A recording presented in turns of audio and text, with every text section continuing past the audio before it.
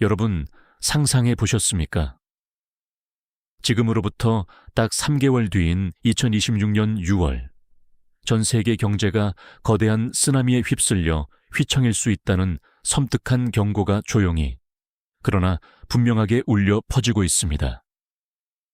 이 파괴적인 파도의 진원지는 다름 아닌 세계 경제의 심장부, 미국의 상업용 부동산 시장입니다.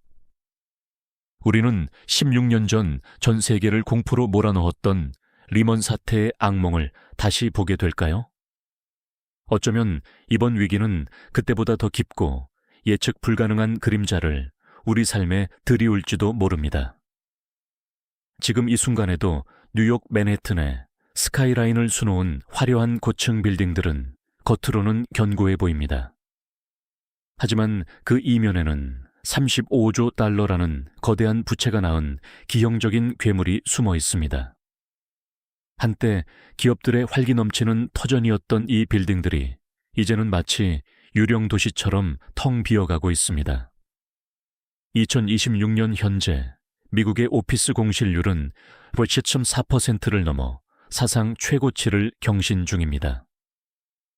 팬데믹 이후 정착된 재택근무와 인공지능이 대체한 일자리들 때문이죠. 겉은 화려하지만 속은 텅 빈 이 좀비 빌딩들이 왜 무서운지 아십니까? 바로 이 빌딩들을 담보로 빌린 천문학적인 돈의 만기가 2026년 6월에 한꺼번에 쏟아지기 때문입니다. 금융시장에는 만기의 벽이라는 잔혹한 용어가 있습니다. 지난 저금리 시대에 헐값으로 돈을 빌려 지어 올린 빌딩들의 대출 만기가 도미노처럼 겹치는 시점이 바로 다가올 6월입니다. 모기지은행가협회 데이터에 따르면 올해 만기가 돌아오는 상업용 부동산 대출 규모는 무려 8,050억 달러, 우리 돈으로 약 1,170조 원에 달합니다. 1,170조 원입니다. 감도 안 오는 이 막대한 돈이 단 한 달 사이에 재융자를 받거나 상환되어야 합니다. 하지만 현실은 어떻습니까? 건물 가치는 반토막 났고 금리는 여전히 살인적입니다. 은행들이 대출 연장을 해줄 리가 없죠. 결국 이 화채 70조 원의 폭탄은 6월을 기점으로 연쇄 폭발을 시작할 것입니다. 이 파산이 시작되면 문제는 단순히 건물주 몇 명의 불행으로 끝나지 않습니다. 진짜 공포는 이 부실한 대출을 떠안고 있는 은행에서 시작됩니다. 미국 상업용 부동산 대출의 무려 70%가 JP모건 같은 대형 은행이 아닌 여러분이 이름도 들어보지 못한 미국의 중소지역 은행들에 집중되어 있습니다. 이 중소은행들의 자산 비중을 보면 소름이 돋습니다. 오자크 은행이나 벨리 내셔널 뱅코프 같은 곳들은 전체 수익 자산의 60% 이상이 이 위험한 부동산 대출에 묶여 있습니다. 만약 6월에 대출 회수가 안 되면 이 은행들은 단 하루 만에 파산합니다. 스마트폰 클릭 한 번으로 예금이 빠져나가는 디지털 뱅크런 시대에 제2의 리먼 사태는 리먼 브라더스라는 이름이 아니라 미국의 이름 모를 지방 은행들로부터 동시다발적으로 터져 나올 것입니다. 과거 리먼 사태 때는 주택담보대출이 문제였다면 이번에는 상업용 부동산을 묶어 만든 CMBS라는 금융상품이 도화선입니다. 이 CMBS는 여러 빌딩의 대출을 한 바구니에 담아 전 세계 투자자들에게 팔아치운 채권입니다. 문제는 그 바구니 안에 어떤 썩은 사과가 들어있는지 누구도 투명하게 모른다는 정보의 비대칭성입니다. 지금 월가의 헤지펀드들은 이 CMBS의 연체율이 10%를 넘어서는 순간을 사냥의 기회로 노리고 있습니다. 1,000억 원짜리 건물이 200억 원에 팔려나가는 파이어 세일이 뉴욕 맨해튼 한복판에서 벌어질 때 그 증권을 들고 있는 전 세계 연기금과 보험사들의 장부는 그야말로 피바다가 될 것입니다. 한국의 투자자 여러분, 이것은 먼 나라 이야기가 아닙니다. 우리나라는 지난 5년간 해외 대체 투자라는 명목으로 국민연금과 대형 보험사들이 미국의 오피스 빌딩에 수십조 원을 투자했습니다. 특히 중순위, 후순위 채권으로 들어간 자금들은 부동산 가치가 20번 30%만 하락해도 원금이 전액 증발하는 고위험 구조입니다. 2026년 6월 미국의 만기 벽이 무너지면 우리 국민들의 노후 자금과 보험금에도 수조 원의 구멍이 뚫리게 됩니다. 미국에서 터진 폭탄의 파편이 태평양을 건너 우리 안방의 경제 시스템을 타격하는 것입니다. 원화 가치는 요동칠 것이고 국내 금리는 미국발 위기에 대응하기 위해 다시 한번 요동칠 수밖에 없습니다. 자, 이제 이 위기를 조금 더 구체적으로 뜯어봅시다. 상업용 부동산은 단순히 사무실만 말하는 게 아닙니다. 리테일 상가, 다세대, 임대주택, 그리고 물류창고까지 모두 포함되죠. 그런데 지금 가장 심각한 건 단연 오피스입니다. 샌프란시스코의 경우 오피스 공실률이 30%를 돌파했습니다. 건물의 3분의 1이 비어 있다는 뜻입니다. 건물주들은 임대료로 대출 이자를 갚아야 하는데 들어오는 돈이 없으니 이자를 못 냅니다. 문제는 여기서 그치지 않습니다. 건물의 가치는 임대 수익에 기반해 평가됩니다.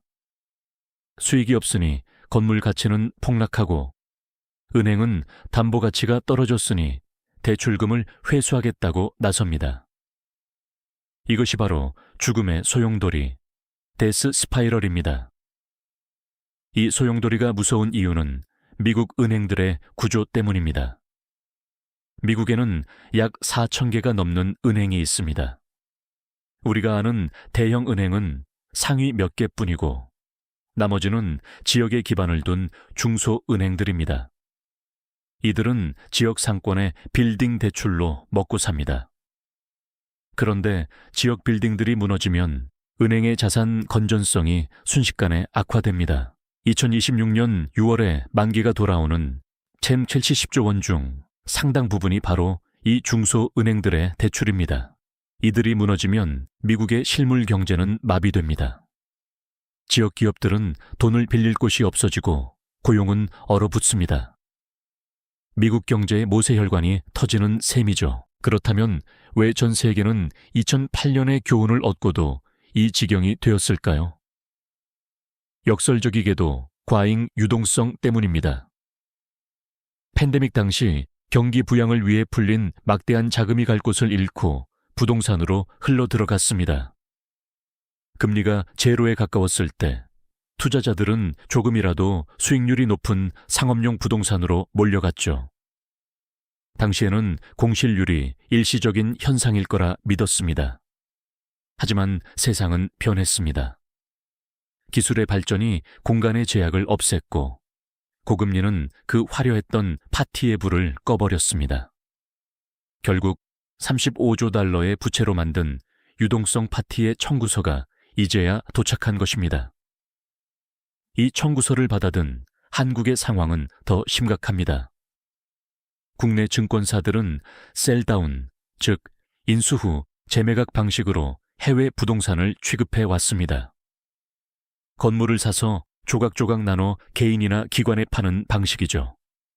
그런데 만기가 돌아오는 지금 건물이 팔리지 않습니다. 증권사들은 자기 자본으로 이 손실을 떠안아야 하는 상황에 처했습니다. 이는 곧 국내 증권시장의 불안으로 이어집니다. 여러분이 가지고 있는 주식이나 펀드에도 직접적인 영향을 준다는 소리입니다. 2026년 6월의 위기는 단순히 건물이 무너지는 것이 아니라 전 세계에 촘촘하게 연결된 금융의 연결고리가 끊어지는 사건입니다. 또한 이 위기를 틈타 기득권 세력이 준비 중인 RWA, 즉 실물 자산 토큰화의 이면을 보십시오.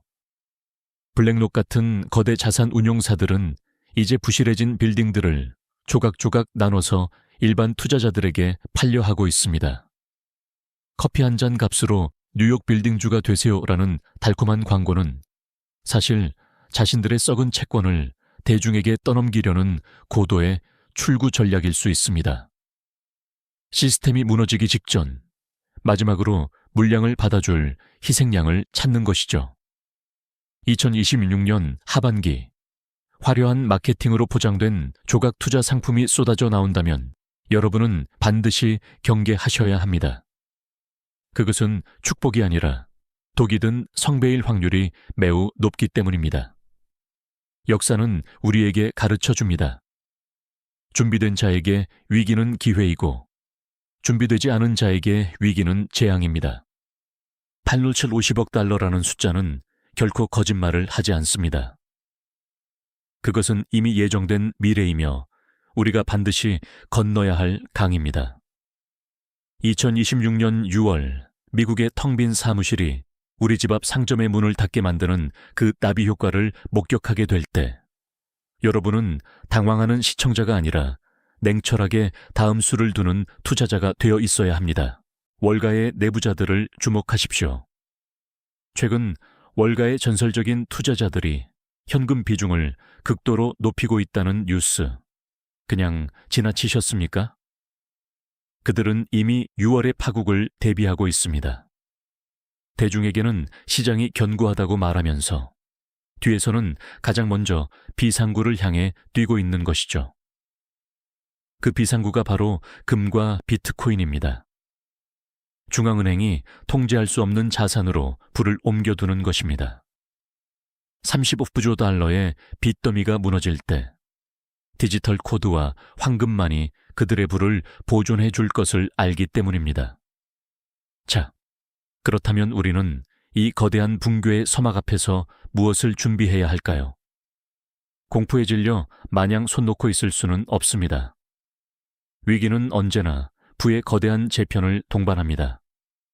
6월의 쓰나미가 모든 것을 집어삼킨 뒤 살아남은 자들은 이전과는 비교도 할 수 없는 거대한 불을 거머쥐게 될 것입니다. 지금 가장 중요한 것은 유동성과 진짜 자산으로의 이동입니다. 시스템이 마비될 때 디지털 숫자로만 존재하는 예금은 여러분을 지켜주지 못할 수 있습니다. 그래서 제가 금과 비트코인을 강조하는 것입니다. 정부가 마음대로 발행할 수 없고 특정 은행의 파산과 상관없이 그 가치가 유지되는 자산. 6월의 파국이 시작될 때 이들은 여러분의 경제적 주권을 지켜줄 최후의 보루가 될 것입니다. 2026년 6월 우리가 마주할 현실은 생각보다 훨씬 냉혹할 것입니다. 미국의 텅 빈 사무실이 우리 집 앞 상점의 문을 닫게 만들고 멀쩡한 기업들이 자금줄이 막혀 쓰러지는 나비 효과를 목격하게 될 것입니다. 하지만 시니머니와 함께 데이터로 무장한 여러분은 다를 것입니다. 폭풍 전야의 고요함 속에서 파멸의 시계소리를 들으십시오. 8,750억 달러라는 숫자는 결코 거짓말을 하지 않습니다. 지금의 평온함은 6월의 거대한 폭발을 준비하는 짧은 안개일 뿐입니다. 안개 너머에서 벌어지는 부의 재편을 직시하고 준비하십시오. 시니머니는 앞으로 남은 3개월 동안 미국의 중소은행 연체율 변화와 월가의 비공개 매각 데이터를 집요하게 추적할 것입니다. 어떤 은행에 먼저 균열이 생기는지, 그 여파가 한국의 어떤 금융사에 가장 큰 타격을 줄 것인지 가장 날카로운 데이터로 안내하겠습니다. 가격의 소음에 일희일비하지 마십시오. 거대한 시대의 흐름을 읽는 자만이 살아남습니다.